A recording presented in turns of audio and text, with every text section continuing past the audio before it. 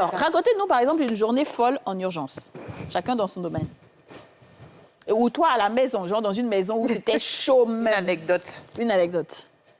Ça peut être la nuit, ça peut être le matin. Les séjours, c'est généralement la nuit.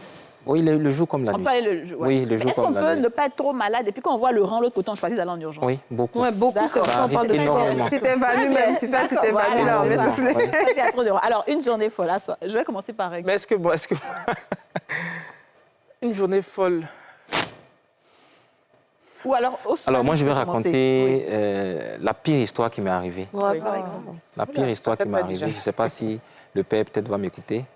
C'est un enfant de 8 ans que j'ai reçu dans un service. Je ne vais pas donner des détails, voilà, mais en tout cas, la grosse difficulté à cet enfant, c'est qu'on avait un choix à faire entre les poches de sang. Il n'y avait qu'une seule poche de sang pour soit se sauver l'enfant, soit sauver une femme enceinte avec son bébé dans un bloc opératoire.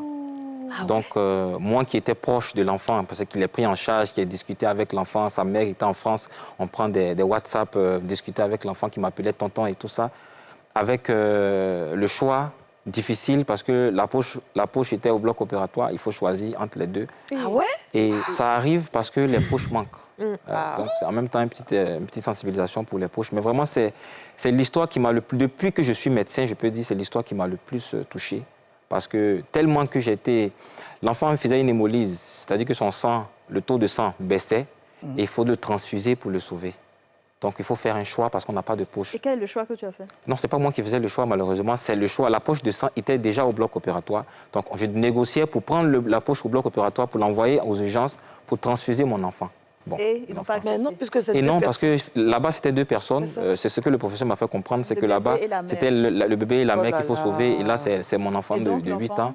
Finalement, l'enfant est décédé. Oh là là. Mais C'est Voilà. pas Donc, vrai. quand je suis rentré à la maison, tellement traumatisé par cette histoire, je vous assure que dès que je me suis couché, j'ai fermé les yeux. J'étais fatigué, 8 heures avant de descendre de garde. J'ai fermé les yeux. C'est le visage de l'enfant qui m'est venu en rêve. Il me dit, oui, c'est pas de ta faute. Bon. Oh là là. En fait, je raconte ça, je me souviens et du nom de l'enfant, j'ai gardé contact avec le père, parce que pour moi, c'est typique vraiment de ce que nous, médecins, nous ressentons quand nous Ouais. sommes à l'hôpital. Ouais. waouh. C'est des vies humaines que nous, des relations parfois qu'on garde à vie. Le père, aujourd'hui, il voit mes statuts, je vois ses statuts, on parle.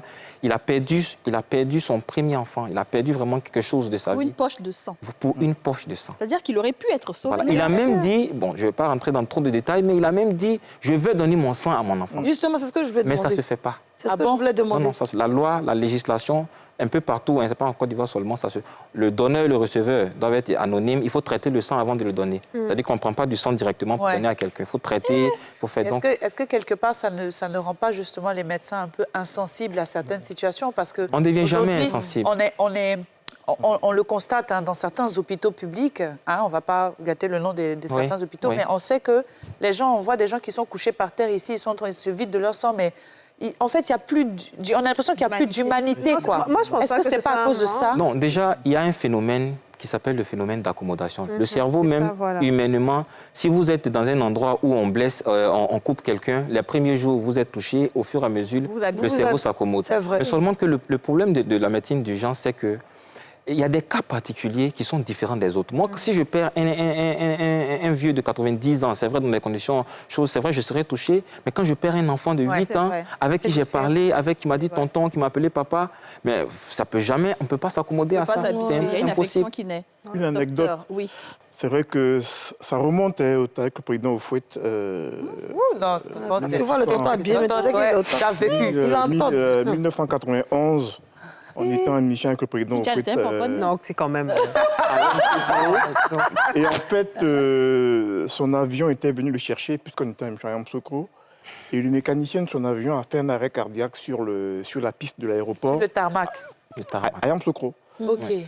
Et donc, on nous a appelé, on a appelé l'équipe du SAMU, on est parti sur l'aéroport, on a fait ce qu'il fallait faire, un massage cardiaque pendant 2h30, presque 3 heures.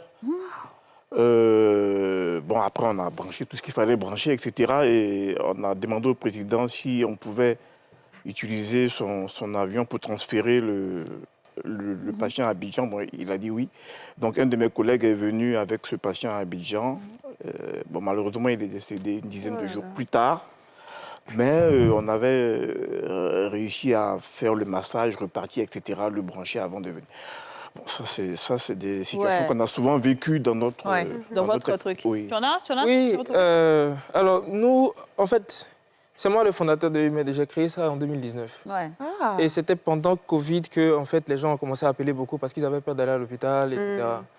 Je suis tombé sur... Bon, à l'époque, je bougeais beaucoup plus. Ouais. Maintenant, tu te reposes. Je suis tombé sur un monsieur du 3e âge qui avait des symptômes respiratoires, etc. On lui a fait le test de Covid qui est revenu positif. Et il ne pouvait pas se déplacer, il est aveugle. Il avait une poche urinaire et la famille avait vraiment plus de difficultés à l'envoyer à l'hôpital que de le garder à la maison. Donc, on a fait un investissement, on a acheté un concentrateur d'oxygène. C'est un appareil qui permet d'avoir l'oxygène à la maison. Donc, on lui a mis ça à disposition et on l'a traité, on l'a suivi et il s'en est sorti. Il y a beaucoup de cas qui sont décédés malheureusement pendant Covid, etc. Ouais. Mais lui particulièrement, c'était un état qui était extrêmement fragile, qui s'en est sorti et jusqu'à présent, il est là. Mais normalement, il devait être en quarantaine, non, dans sa maison? Il était resté chez lui, mais la famille ne pouvait pas faire autre chose que de lui porter assistance. Ouais. Waouh. Et alors, justement, je vais aller dans la même vague. Vous avez parlé de celui qui a le mécanicien de Qui a fait un arrêt cardiaque. qui a fait un arrêt cardiaque et vous de la poche de sang. Est-ce qu'il vous est arrivé d'avoir des gens qui étaient branchés dans le coma, par exemple, Oui. et il fallait prendre une décision, soit de le débrancher? Ça vous est jamais arrivé? Non. Comment ça se passe? Enfin, Dans ces cas-là, il n'y a comment? pas de décision de débrancher quelqu'un. Donc, c'est pas vrai ce que les gens racontent? Non, on ne débranche pas quelqu'un. Nous, on a des malades en réanimation qui sont dans des états, comme on dit, De légumes. végétatifs. Mort cérébrale. Ça peut durer 1 mois, 2 mois, 3 mois, mais on ne débranche pas. À partir du moment où vous débranchez la machine, c'est vous qui accompagnez la personne. Ah. Mais est-ce que c'est... Ouais, il y a des personnes- Et quand les La parents législation, décident par manque de Un moyens? parent ne Oui. peut pas décider d'abréger la vie de quelqu'un.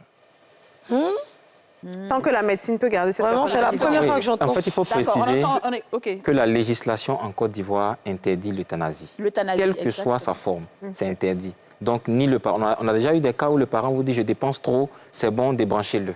On a déjà eu ces cas. Ça arrive. Mais en Occident, l'euthanasie est... Oui, dans ça certains existe dans pays, certains pays. c'est- dans Dans certains pays, certains c'est pays. légal. Certains pays. Et dans certains pays, la mort cérébrale est prioritaire sur la mort cardiaque. Ouais. C'est-à-dire que quand quelqu'un a son cœur qui bat toujours, mais le cerveau, c'est du sang, ça ne peut plus jamais fonctionner. On est sûr que le cerveau ne peut plus fonctionner. On débranche le patient parce qu'il ne va jamais vivre encore. Mais en Côte d'Ivoire, même si le cerveau est foutu complètement, tant que le cœur bat, vous n'avez pas le droit de le Et débrancher. puis, on paye la Même frais, si quoi. vous avez un autre patient qui a besoin de cette place-là pour être sauvé, vous ne pouvez pas le débrancher. C'est pas On possible. ne peut pas. Avec l'euthanasie, il faut quand même être un peu... Ça m'amène à poser une autre question. Est-ce que le don d'organes existe ici aussi? Oui, pour certains organes, le don de rein existe en Côte d'Ivoire. Il y a même un programme, je pense que le professeur Koulibaly Noël voilà, fait des transplantations. Il en a réussi Mais pas mal. Il y a eu un c'est seul très encadré. décès. Voilà. Mais les dons d'organes qui n'existent pas, c'est en Côte d'Ivoire, c'est pour le moment le cœur et puis le foie. Voilà, qui Alors, je n'existent sais que pas. Sinon, le rein, ça existe. dans certains pays, par exemple, on s'inscrit pour dire que si un jour, par exemple, je tombe gravement malade et que je suis, par exemple, en état de mort cérébrale, Oui. je donne mes organes, c'est la même chose? Non. En Côte d'Ivoire, ce n'est pas Non, permis. OK. En Côte d'Ivoire, vous ne pouvez pas donner votre organe. Les dons d'organes en Côte d'Ivoire se font de parent à parent. Par exemple, pour le rein, D'accord. vous avez un frère, vous faites des tests de compatibilité entre parents. J'ai eu à participer à des greffes d'organes en cardiologie. C'était des professeurs qui faisaient en cardiologie. C'est toujours des parents. Parfois, on a eu des cas où c'est un cousin qui donne, et puis, malgré ça, la personne, ça ne marche pas. Ça ne marche pas. Oui. Il y a un rejet. Très bien.